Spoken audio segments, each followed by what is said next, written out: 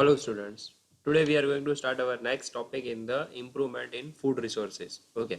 But before we starting the next topic, let us take a brief preview on the previous lecture. Okay. Already we have studied in this chapter that how can we improve our food resources. Okay.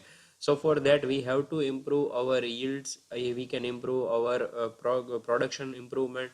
We can protect our crop protections management. Okay, we can improve that types of crop productions. Okay, so for that we have already studied there are different types of crop production happening in the seasons. Okay, for that kharif crop and rabi crops take a place. Okay, and we will learn what is the kharif crop, and we have learned what is the kharif crop and what is the rabi crops. Okay, and after that we have studied about the crop variety improvement, and in this topic that we have already learned that what is the hybridization. Okay अगर एक साथ हम बहुत सारे plants का अगर देखभाल करें तो वो क्या होता है, हमारा हाइब्रिडाइजेशन होता है. तो वो भी हम लोगों ने ऑलरेडी स्टडी कर रखा है. So how can we improve the crop variety improvement that can be doing by the highing the yield, biotic and abiotic resistance, improving that change in the maturity duration, wider adaptability, desirable agronomic characters. ये सारी चीज़ों को हम लोग employee करेंगे तो क्या होगा कि हमारा क्रॉप वैरायटी इम्प्रूवमेंट होगा, और उसकी वजह से क्या होगा, हमारे फूड रिसोर्सेज का इम्प्रूवमेंट होगा. ओके. आज हम बात करते हैं क्रॉप प्रोडक्शन मैनेजमेंट की. So how can we improve the crop production management. Crop production management को इम्प्रूव करने के लिए पहले क्रॉप प्रोडक्शन मैनेजमेंट को समझना होगा. तो सबसे पहले क्रॉप प्रोडक्शन मैनेजमेंट में होता क्या है, तो सबसे पहले उसके अंदर होता है न्यूट्रिशन मैनेजमेंट, उसके बाद होता है irrigation, and then the cropping management. तो तीन टाइप्स के हम लोग मैनेजमेंट कर सकते हैं क्रॉप प्रोडक्शन को मैनेज करने के लिए. सबसे पहला न्यूट्रिशन को मैनेज करना है. तो न्यूट्रिशंस कहाँ पर होते हैं, तो वो सॉइल के अंदर होते हैं. जनरली सॉइल के पास अगर न्यूट्रिशंस होंगे तो ही वो क्रॉप में आएंगे. ओके, तो हम लोगों को क्या करना है, उसका मैनेजमेंट करना है कि भाई सॉइल के पास न्यूट्रिशंस किस तरह से बने रहेंगे, अगर उसके पास खत्म हो गए या तो फिर कम हो गए हैं. So how can we improve that. Okay, हम लोग उसको बढ़ाएंगे कैसे. उसके बाद दूसरा है इरिगेशन. इरिगेशन यानी कि हम लोग जो ये खेती बाड़ी करते हैं तो उसके अंदर किस तरह से हम लोग रोटेशन कर सकते हैं क्रॉप्स का. ओके, और उसके बाद लास्ट में है क्रॉपिंग मैनेजमेंट. क्रॉपिंग मैनेजमेंट के अंदर हम लोगों को देखना है कि सारा इरिगेशन के बाद जो क्रॉप ग्रो हुए हैं, अब उस क्रॉप को ग्रो हुए हुए तो उसको कट कैसे करना है, उसकी डिफरेंट डिफरेंट टेक्निक्स है. तो उस तरह से उसका क्रॉपिंग मैनेजमेंट भी हम लोग कर सकते हैं, ताकि क्या हो कि पूरे के पूरे न्यूट्रिशंस निकल ना जाए और पूरे के पूरे रीग्रो क्रॉप हो पाए. उस तरह से हम लोग उसको क्रॉपिंग मैनेजमेंट में समझेंगे. ओके, तो इस तरह से यह टॉपिक है.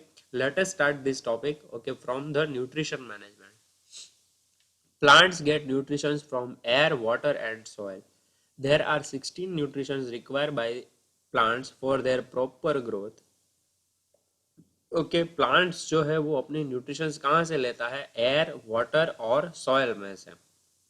देर are 16 nutrition require by the plants for their proper growth. उसमें से 16 टाइप्स के न्यूट्रिशंस जो होते हैं वो रिक्वायर्ड होते हैं प्लांट्स को. अगर 16 टाइप के न्यूट्रिशंस नहीं मिलेंगे प्लांट्स को तो वो प्रॉपरली ग्रो नहीं हो पाएगा.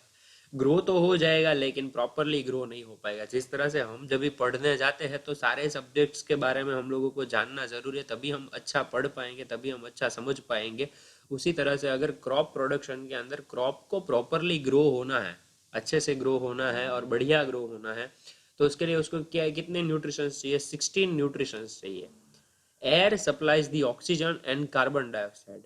एयर जो है वो उसको क्या प्रोवाइड करता है, ऑक्सीजन प्रोवाइड करता है. ओके, और कार्बन डाइऑक्साइड प्रोवाइड करता है. अब आप सोचोगे कि एयर में कार्बन डाइऑक्साइड किस तरह से वो प्रोवाइड करता है, उसको तो रिक्वायरमेंट ही नहीं है, वो तो हम लोगों को देता है.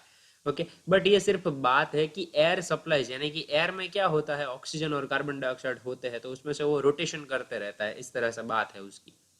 Then water supplies the hydrogen. Water में से क्या मिलता है, उसको हाइड्रोजन मिलता है. And the remaining 30 nutritions are obtained from the soil. मैंने बोला ना कि सबसे इंपॉर्टेंट जो चीज है वो कौन है, सॉइल है. Soil gives the 13 different types of nutrition to the crop, and then the crop growing will take place. Among the 16 nutritions required by the plant, 6 required in the large quantities, and they are called macro nutritions. तो इसमें क्या है कि भाई generally 16 nutritions जो required है उसमें से 6 जो है वो बहुत ही लार्ज क्वांटिटीज के अंदर प्लांट्स को चाहिए ग्रो होने के लिए।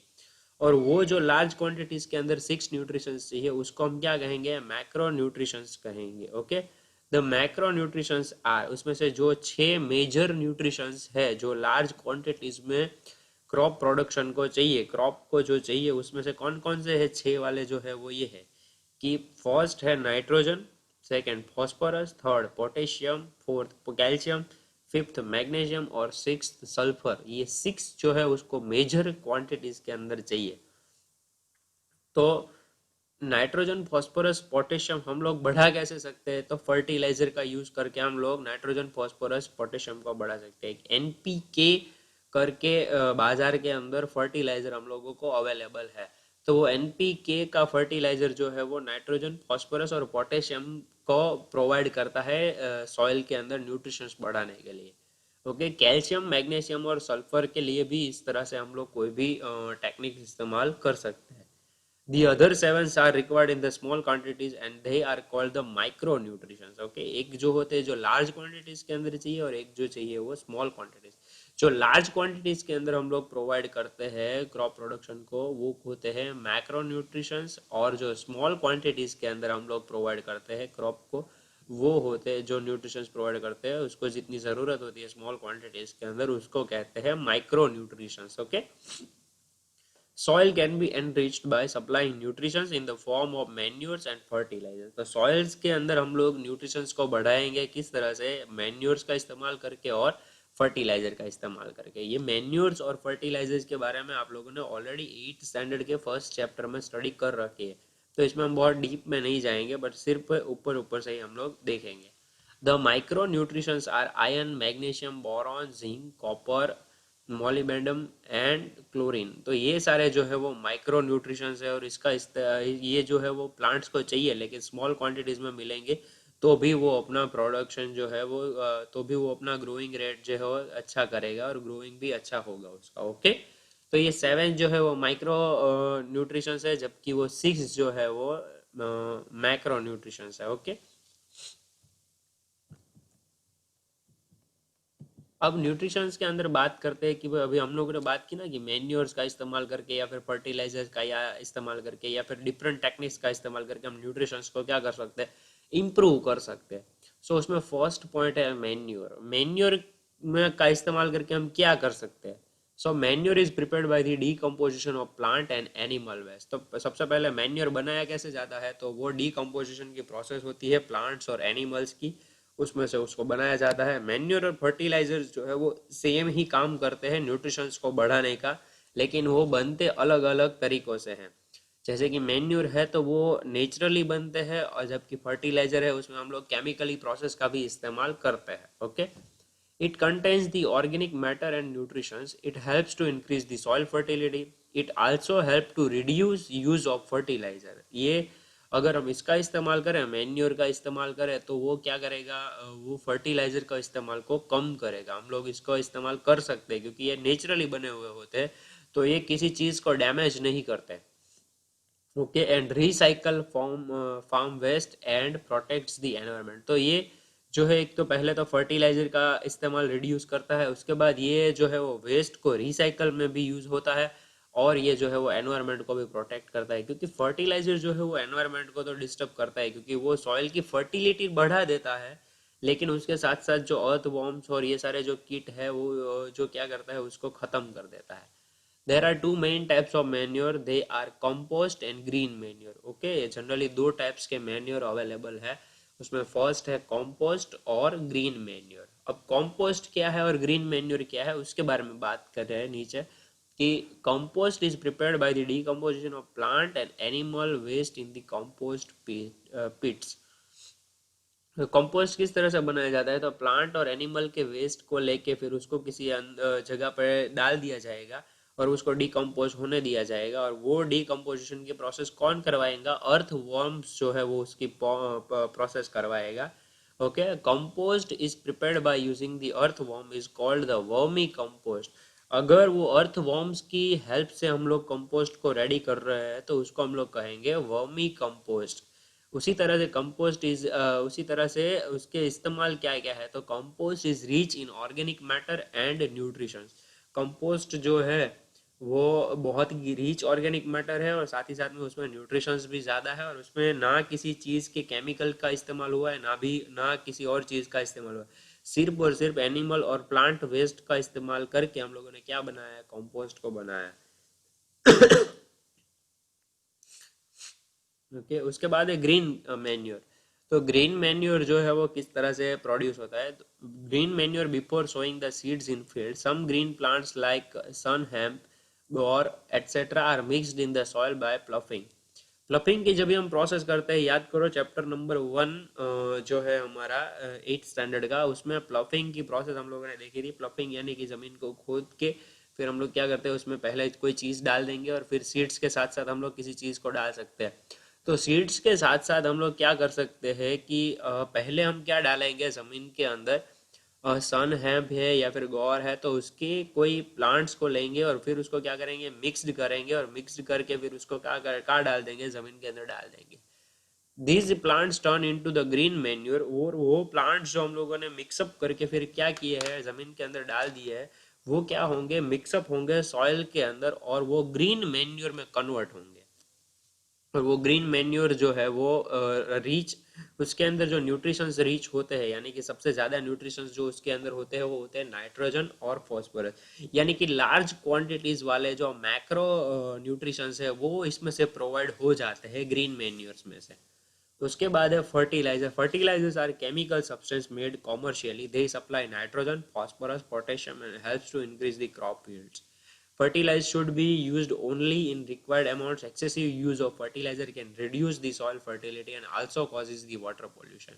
That is the important point that we have to discuss, that why cannot we use the fertilizer, because its excessive use can reduce the soil fertility and also causes the water pollution. तो ये water pollution को भी caused करता है, और साथ ही साथ में इसका ज़्यादा इस्तेमाल करने से सॉइल की फर्टिलिटी जो नेचुरली थी वो ख़त्म हो जाती है, वो कम हो जाती है। इस वजह से इसका इस्तेमाल जो है वो हमको क्या करना चाहिए, थोड़ा सा कम करना चाहिए।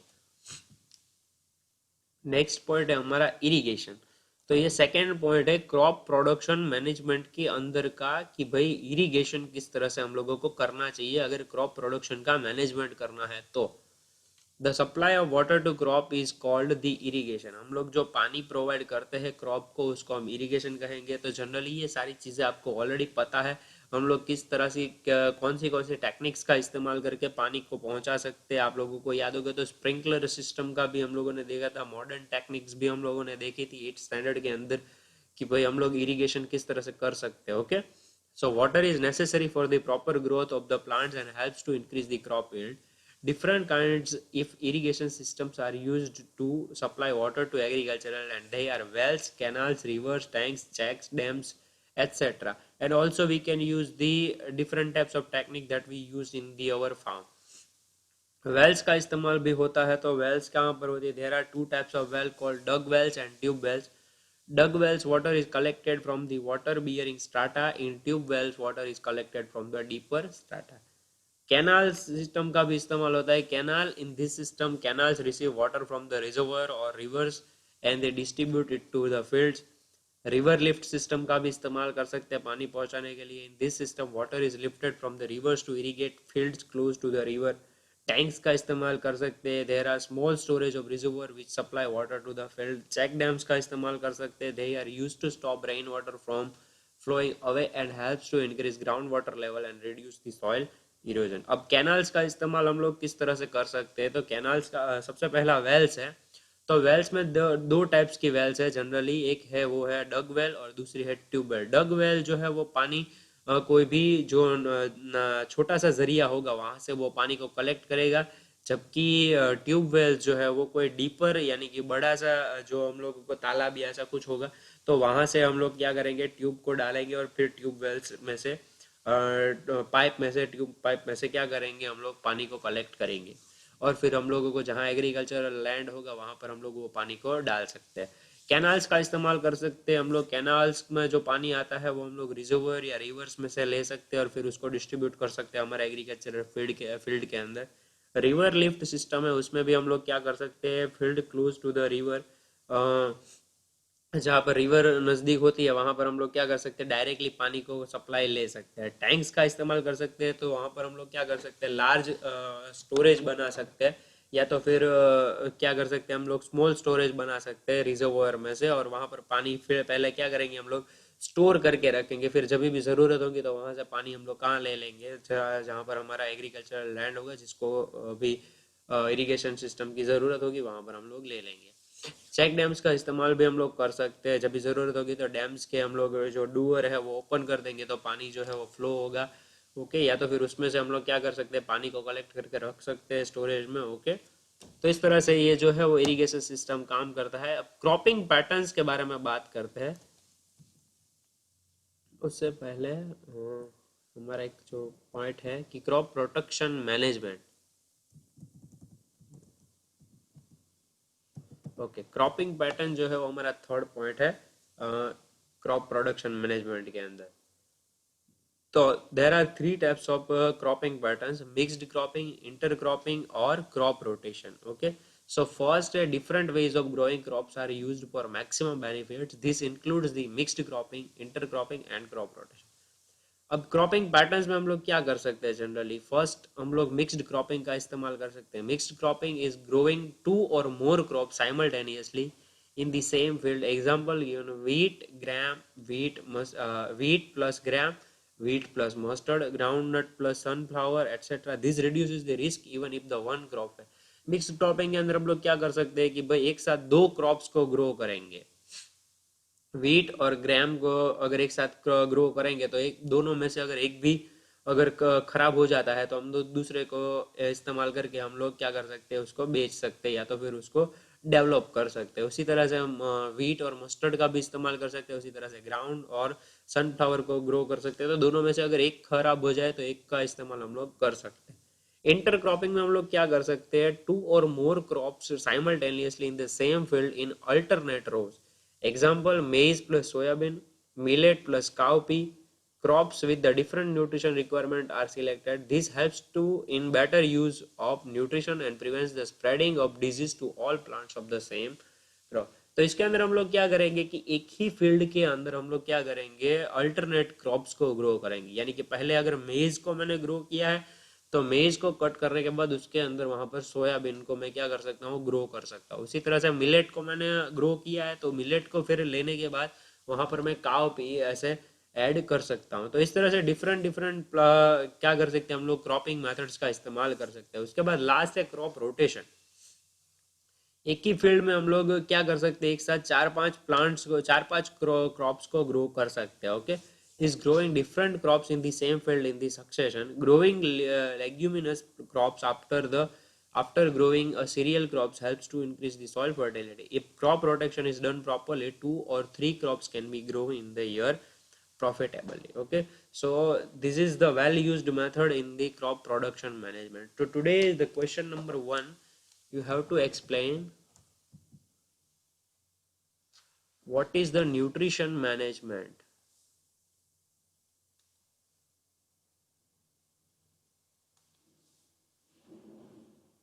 Question number 1, what is nutrition management? Question number 2, explain irrigation. And question number 3, write different types of cropping patterns.